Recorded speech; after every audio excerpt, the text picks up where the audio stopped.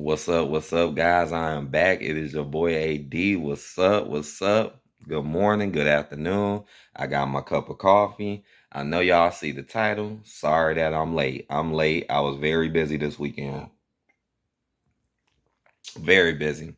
I couldn't even really get to my other channels or none of that.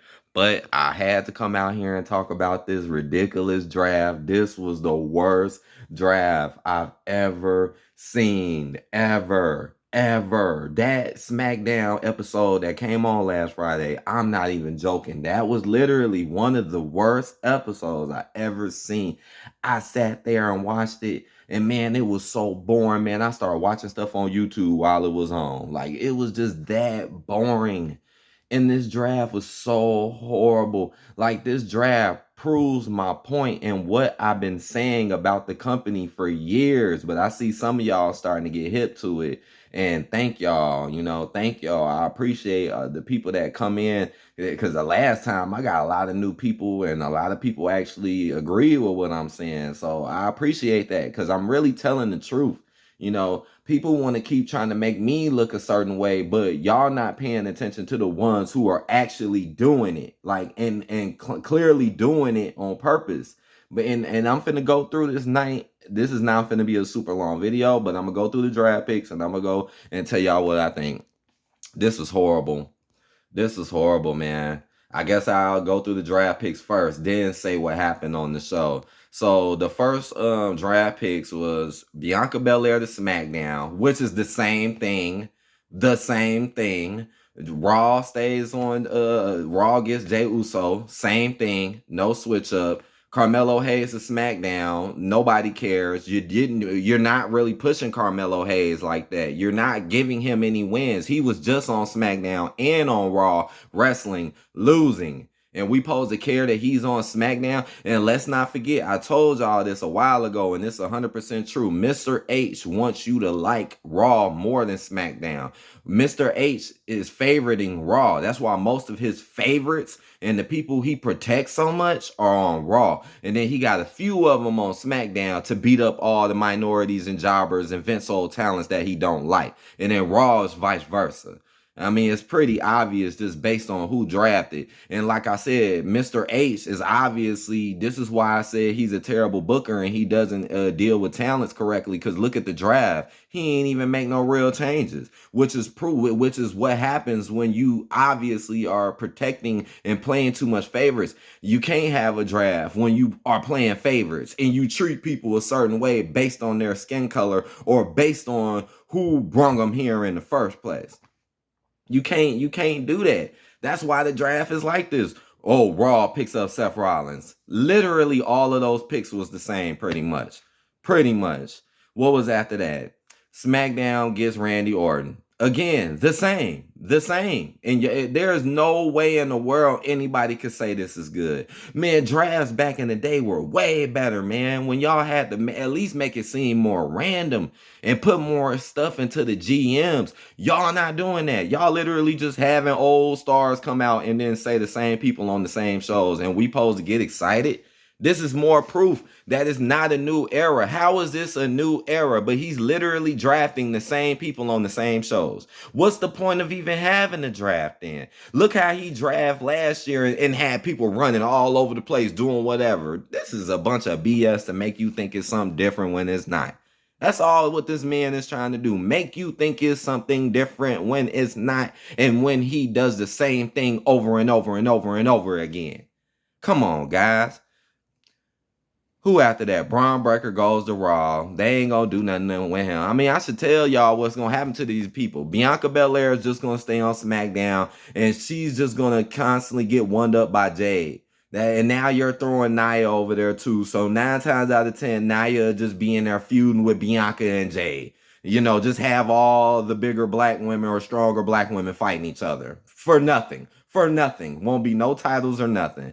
Jey Uso is the token. He's the token that's on Raw. He's the black dude that you keep on Raw just to act like you like black people when you don't, and then make him help a whole bunch of white people or just lose all day. Now, I'm not the only person who talk about race. I go on a lot of these YouTube channels, and I swear they be talking about race too. They be bringing up what people are too, but they don't break it down like me and tell it what it really is, because I ain't afraid to tell what it really is. Some people are afraid to say it because they worried about how people gonna look at them. I don't care because I know it's the truth. Carmelo Hayes just gonna be a jobber, like Jey Uso. He's just gonna be a token jobber. Main event my ass, never wins nothing. I still like Jay. I'm not gonna blame the wrestlers like so many people do online. A lot of y'all blame the wrestlers because you secretly don't like them instead of just blaming the people who's clearly writing the shit that they do. But anyways, Seth Rollins, we know he's gonna be back doing the same old stuff, being at the top, probably fighting, constantly fighting for the top title. But I don't think he gonna have as big of a run as he had last time though. Randy Orton, same thing. Older Vince talent, ain't gonna get nothing. He's just gonna be used to prop up an event or a fight, but really get a credit to like Kevin Owens or somebody. Just like right now, you're just putting him with Kevin Owens so Kevin Owens get clout. Obviously, you don't care about Randy Orton, which I think is really just, I mean, come on, man. What world are you living in? You're putting Kevin Owens over Randy Orton. You definitely lost your mind. You definitely, I mean, come on, man. Randy Orton got a way bigger fan base and is a better wrestler on top of it. Why would you, just like AJ Styles, why would you keep AJ Styles at the level he's at? And he still wrestled pretty good for his age. So I don't know, man. What is going on here? Right, Nia Jax, SmackDown. I already explained that. Liv Morgan on Raw. She basically just gonna be used just to prop other people up. Ain't nothing gonna happen with Liv. LA Knight, SmackDown. Same stuff. Same stuff. Mr. Yeah Man gonna be doing the same stuff, getting clout like he do, but never really win nothing important, maybe. Ricochet on Raw, same stuff. He didn't go nowhere. Again, why is this a draft? Why is this a draft? Why are we shouting out Ricochet on Raw where he been on Raw? Boy, that's how you know tonight's draft is finna be terrible. And it's finna be 3 hours of garbage. SmackDown gets the whole entire bloodline. Solo, the Tama dude, and Paul Heyman. And honestly, they're not going to be nothing. Mr. H doesn't care about the bloodline. Solo ain't been doing nothing. He just making them look like goofies who run around and attack people pretending to be strong but never really win nothing important. He books them like garbage. Like garbage. Shit, I heard the stuff that what's the name said, Top Dollar, and he came out and exposed how creative didn't even have nothing for him or Hit Row. Oh, so you'll bring them, but you ain't got nothing for them. And I watched the fans, well, they suck. Instead of being like, what's really going on and why are they doing them like that? Nah, y'all too busy to quick to say they suck because they're minorities or people you just don't like.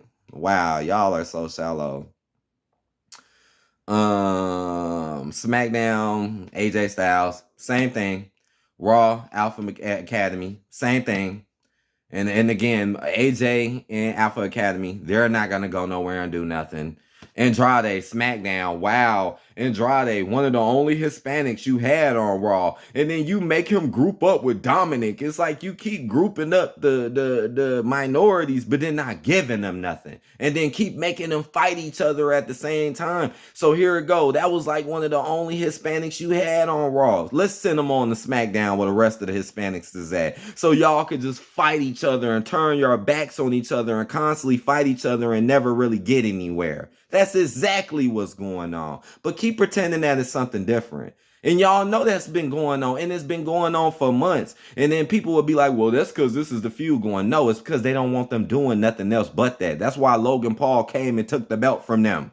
Okay, so they just be fighting for nothing. For nothing. You're literally fighting other Hispanics over and over for nothing.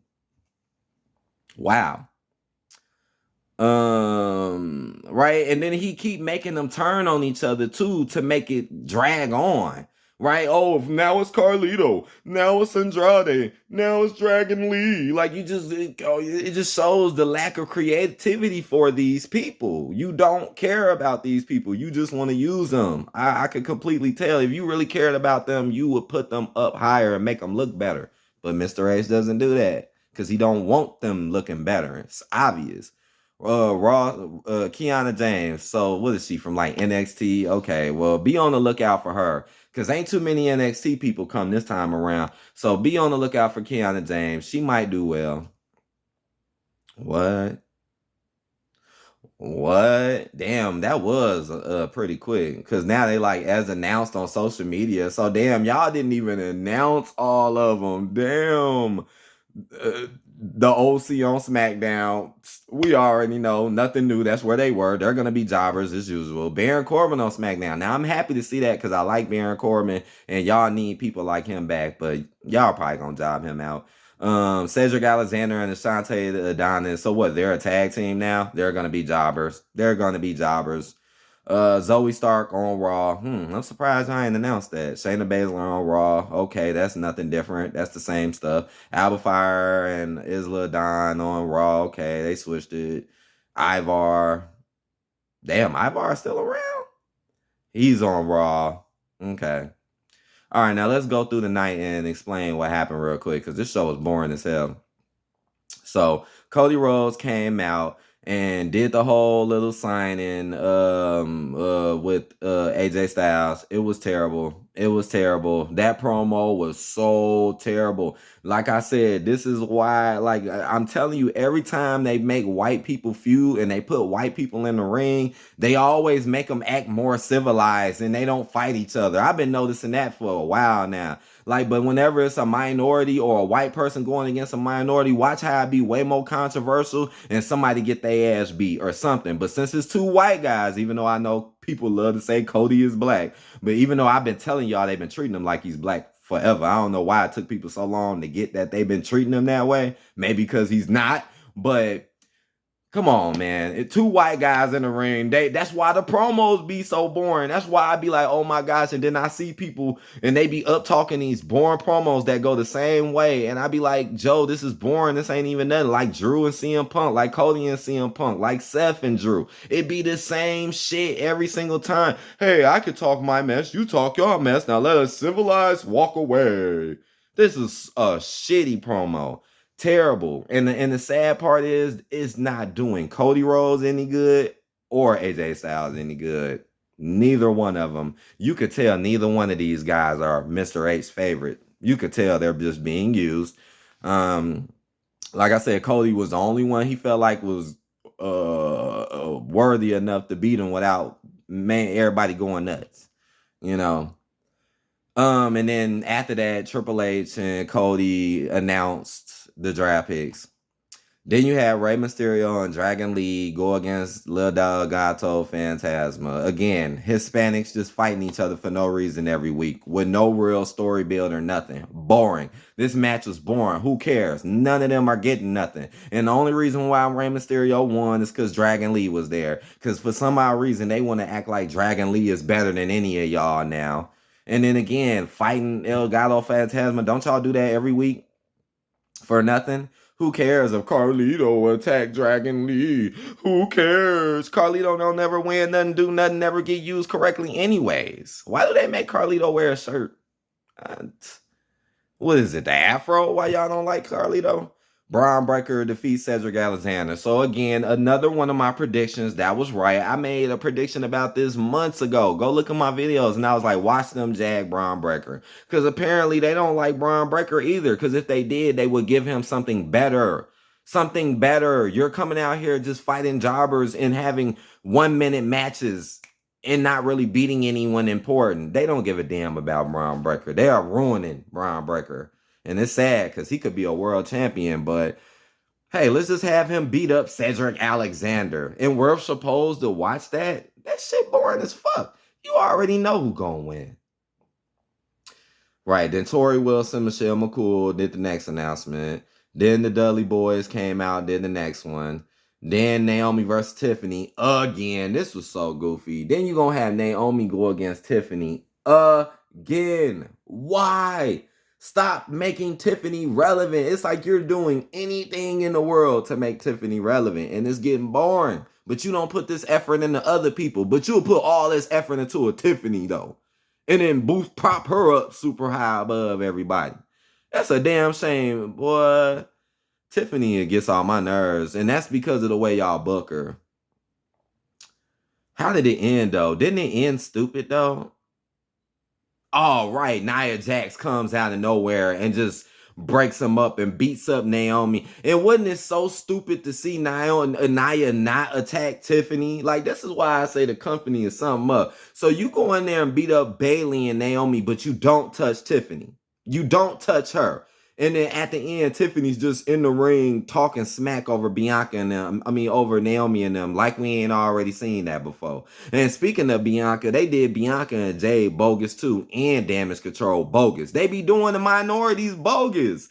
Have them come out, have them barely talk about nothing, have them do no real matches, nothing, and then have Damage Control come out and barely say anything, and then it goes off. And just like the other week, had Damage Control in the audience doing crap, then had Jade and Bianca come out literally just to do nothing. So again, you put all this effort into Tiffany though, but Jade, Bianca, and Damage Control, you do nothing for. You literally don't do nothing for them. You just parade them around like they're there, like you care about them, but you really don't care about them. Sad, right? And then most people online will be like, well, they just suck.